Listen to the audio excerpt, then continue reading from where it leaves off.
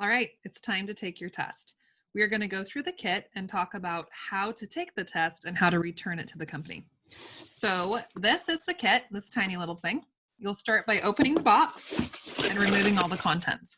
Be sure to keep the box because you're going to need it again. Inside, you'll have a requisition form. You'll have instructions on how to take the test. You'll have a freezer pack. You'll have a collection cup. Yours will be empty. Mine is full because I'm about to submit it. I'm going to walk you through that. You have a cold bag. You have a FedEx mailer. And then you will have a biohazard bag. So when you are ready to take the test, for 48 hours before taking the test, so 2 days before, you should have been avoiding apples, grapes, cranberries, and anything made from those. Be sure to read your lists and avoid those things. Then the night before you take the test, it's best to stop drinking liquid around 6 p.m. That's so the sample is not too diluted with water. So know that if your urine is really diluted, if it's like a light lemonade color, they can reject the sample. So we want it to be concentrated enough. Therefore, don't drink a lot of water the night before you take the test. So now you wake up in the morning, keep this on the back of your toilet. We're going to catch your first morning urine. Now, keep in mind, if you wake up to pee around 4 in the morning, that's the one we want to catch. So we want to catch the urine, the first urine after you went to bed. So if you went to bed at like 11, you wake up at 3 or 4, get that urine. That's the one we want. If you wake up around 6 or 7, get that urine. So just know it's the first urine after you went to bed the night before. So you'll pee in your little specimen cup. Then you will write your name on the cup, your date of birth, the time that you peed in the sample, and then the date that you took the sample. Now that's going to go directly into the freezer.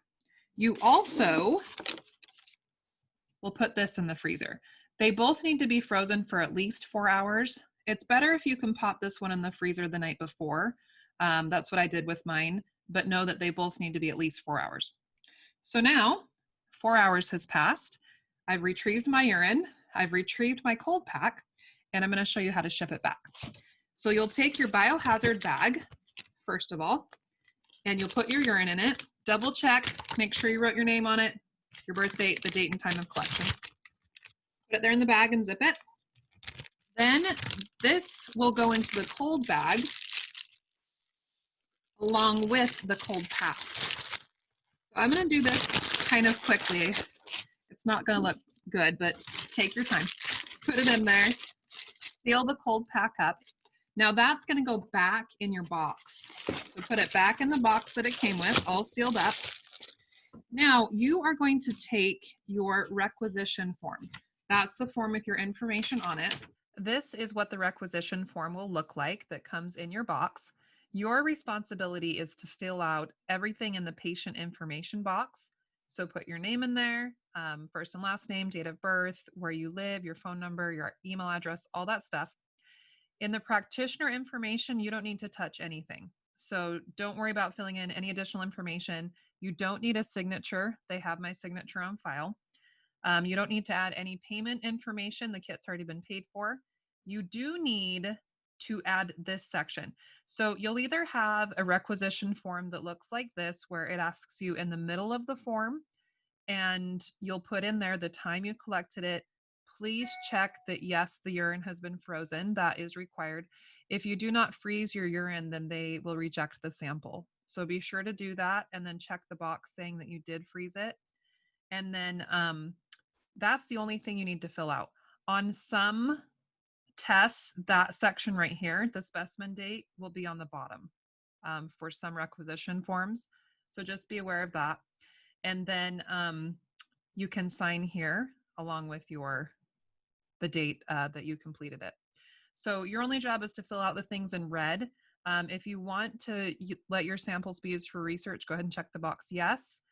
There is a touch of confusion. The only thing I want to make clear, you do not need to fill out anything in the practitioner information, even the sections that are in red. Just know that they have all that information on file. So all you'll do, fold that up, put it in the box So in here we have the cold pack with the requisition form.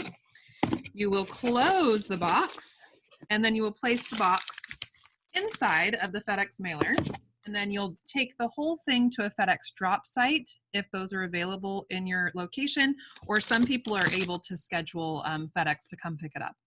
The thing to know, you can only ship these Monday through Thursday. So if it's a Friday, it's not guaranteed it will make it to the lab. So plan out to do it Monday through Thursday, and also be aware that most FedEx boxes pick up by 2 p.m. So you're going to want to make sure that it gets to the pickup box by the time that FedEx picks it up so it doesn't sit there overnight. All right, let us know what questions you have. You've got this. We're going to get some really good answers. I'll talk to you soon.